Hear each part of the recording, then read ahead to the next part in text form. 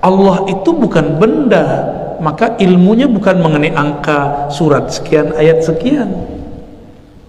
Mengenal Allah bukan lewat mengerti dalil-dalil ayat sekian, bukan, tapi mengerti isi dalil itu. Meskipun bapak ini gak hafal nomor ayatnya, bahkan gak hafal ayatnya, yang penting tahu isinya.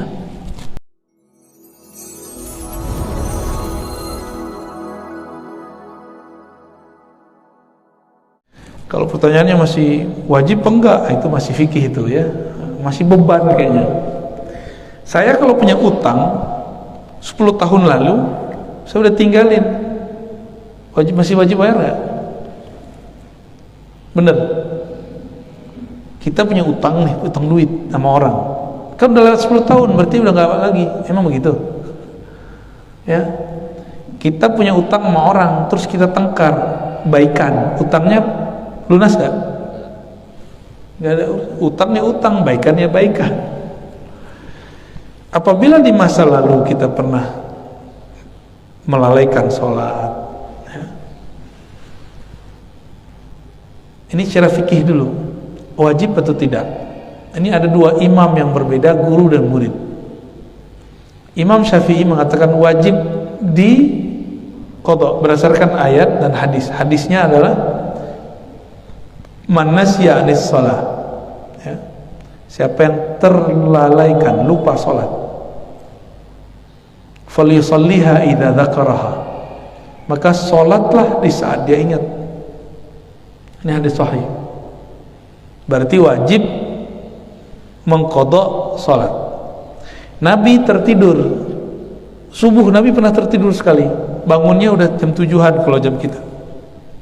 Lalu Nabi perintahkan Abu Bakar, Bilal untuk azan, qomat, sholat subuh, matahari sudah tinggi. Itu namanya qadha sholat subuh. Imam Malik juga sama. Bagi Imam Malik qadha. Bahkan Imam Malik tidak menganjurkan jamak. Tidak ada jamak dalam mazhab Malik, dalam pengertian yang umum ya. Tapi Imam Syafi'i berdasarkan dalil-dalil tadi, jadi imam ini nggak mungkin keluar dari dalil. Menganggap orang yang dulu meninggalkan sholatnya, dia kan masih muslim, kecuali dia tidak muslim, berarti dia sedang berhutang. Karena dia berhutang, mesti dia bayar sesanggupnya, tidak cukup dengan sholat sunat. Kenapa? Statusnya masih muslim, cuma muslim pendosa. Lain dengan muridnya Imam Ahmad. Bagi Imam Ahmad, orang kalau nggak sholat itu kafir. Jadi kalau dia tobat, hijrah, maka dia seperti orang baru lahir, tidak perlu mengqadha sholat. Pilih mana? Yang enak yang mana? Yang enak yang mana? Yang kedua apa yang pertama? Yang Imam Ahmad bin Hambal atau Imam Syafi'i? Imam Ahmad bilang gak usah qadha, Imam Syafi'i wajib qadha. Enakan mana? Hah? Bingung gak? Takut salah ya? Dulu saya kasih pertanyaan itu di Pekanbaru, mereka bilang, oh Imam Ahmad. Oke, kita tanya balik. Imam Ahmad bilang, kalau kamu tidak sholat, kamu kafir.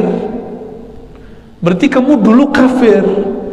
Ibadah zakatmu, puasamu, berbuat baik orang tuamu, gak ada yang diterima, kafir. Gimana? Pilih Imam Ahmad. Imam Ahmad pakai dalil farqu bainana, perbedaan antara kita dan musyrikin as-shalah, salat. Dia pakai dalil itu. Tapi implikasinya kan gawat. Salat, puasa kan dulu masih puasa, atau dulu masih sedekah, masih berbuat ke orang tua, itu dihitung kafir oleh Imam Ahmad. Gimana? Mau? Sudah tuh pakai aja mazhab itu. Aneh nggak mau. Imam Syafi'i ringan melonggarkan bab status akidahnya, status imannya dilonggarkan, tapi bab fikihnya dikencengkan. Ustadz kita maunya yang gabungan Tad. Dia masih beriman tapi nggak perlu qadha. Itu mazhab ente sendiri ya. Aneh nggak ikut.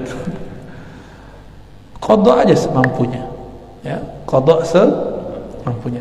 Diterima nggak? Ya diterima, nggak diterima itu urusan ketika sholat kolbunya terkoneksi nggak dengan Allah.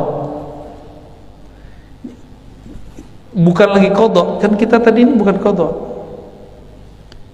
Ada aja belum tentu diterima kok. Nah, kita berusaha agar ibadah itu bagus, bukan bagus zahirnya tapi juga bagus batinnya. Usaha aja, nanti biarlah Allah yang menentukannya ya.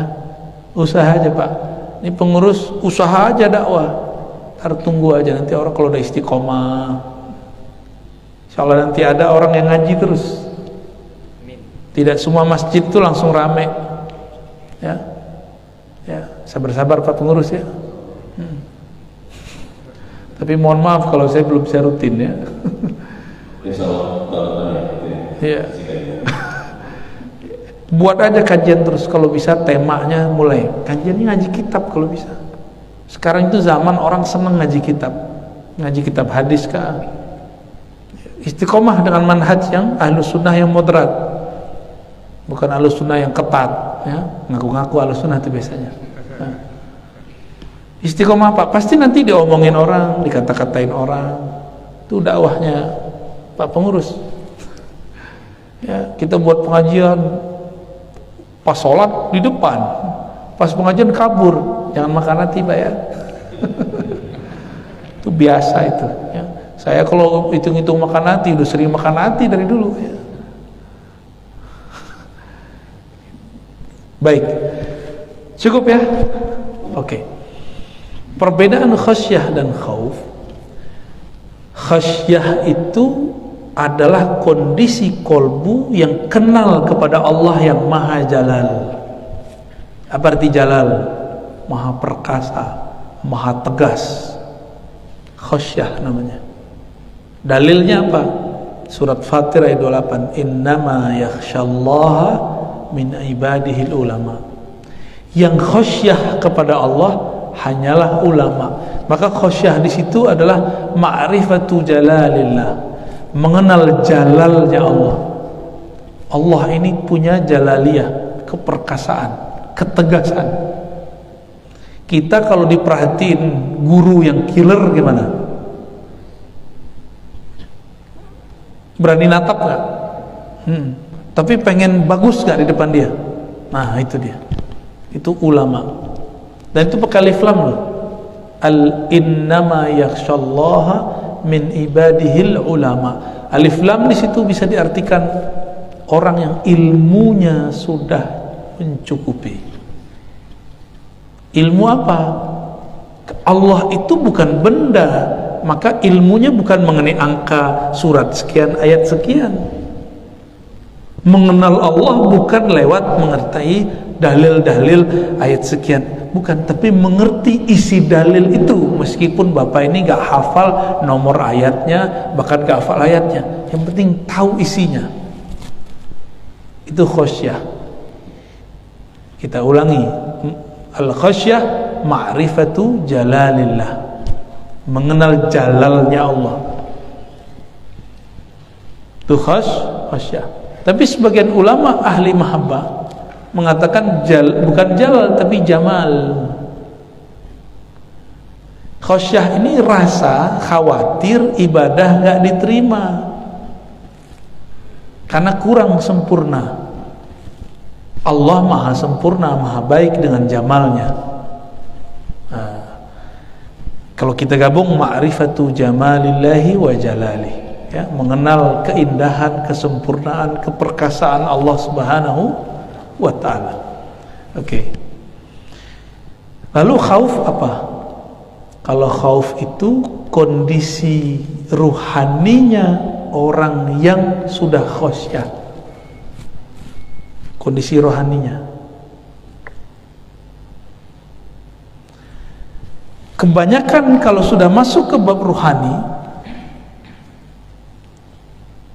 khauf itu diartikan sesuatu yang kadang-kadang negatif. Contohnya, ala inna awliya Allah la khawfun alaihim wala hum yahzanun. Surat Yunus. Ketahuilah wali-wali Allah itu tidak ada khauf, tidak adalah mereka hazan. Berarti khauf di sini artinya apa? Tidak ada khauf, gundah gulana. Lawannya sakinah. Ya. Jadi khauf di situ artinya kegalauan. Jadi takutnya itu beda. Takut karena galau. Kalau khosyah, takut karena respect. Kalau khauf, takut karena kegalauan, gundah. Ini beda khauf dengan khosyah. Udah ngorok-ngorok nih. Ya. Jadi kalau kita nih ada masa lalu menghantui, itu namanya khauf. Jadi khauf itu biasa digunakan kepada selain Allah, khasyah kepada Allah. Walaupun ada beberapa teks yang ambigu, ya. Kadang-kadang khauf ini diartikan khasyah, kadang-kadang khasyah diartikan khauf. Namun aghlabiyahnya, biasanya ini dipisah. Khauf itu agak lumayan negatif, tapi khasyah itu positif. Khasyah kepada Allah, khauf kepada selain Allah. Khauf itu menunjukkan kosongnya kolbu atau gelapnya masa lalu.